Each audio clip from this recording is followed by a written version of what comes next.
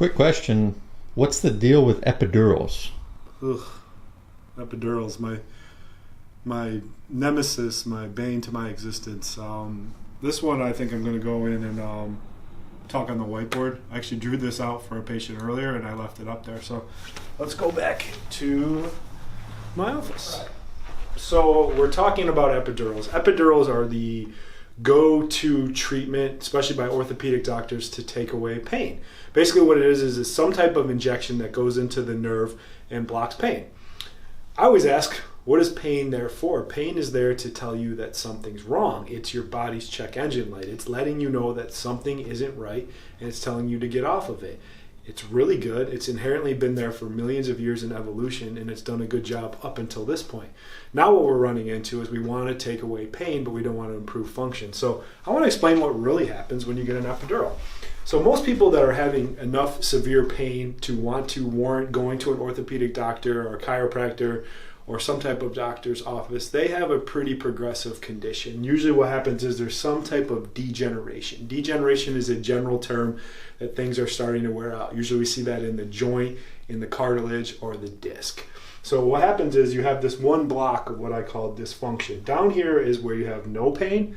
Up here is what's called symptom threshold, where you feel it, what brings you into the doctor's office. This line is really key. Now, say you have that degenerative block in there. I put an X in there because degeneration is a progressive condition that doesn't go away.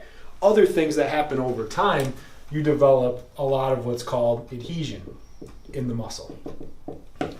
I talk about adhesion all the time. It's the most common cause for decreased flexibility, pain, and weakness. The other problem is when you have degeneration and adhesion, you get a ton of inflammation. That's usually what brings you over the threshold where you're like, oh my God, I can't function, I can't move, I can't do anything. Then what happens is over time, this threshold becomes lower and lower. Now, when you get the epidural, it doesn't address any of these problems. It doesn't address degeneration. It doesn't address adhesion. It doesn't address inflammation.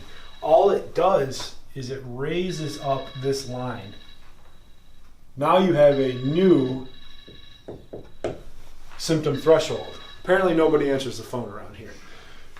You have a new symptom threshold. So what happens is you get the epidural and you feel better. So you think, shoot, I don't have any pain anymore. I must be great. Wrong. Very wrong. Dead wrong. You still have all these problems. You just don't know it anymore. What the doctor did with the epidural was he shut off your check engine light. These problems are still here and they're a ticking time bomb. Then you hear horror stories of people getting multiple epidurals, 5, 6, 7, 8, 9. I heard some guy did 11 the other day. And when that doesn't work, they start burning nerves off. And then when they burn nerves off, that doesn't work, they start cutting you open. So there are big consequences to getting an epidural.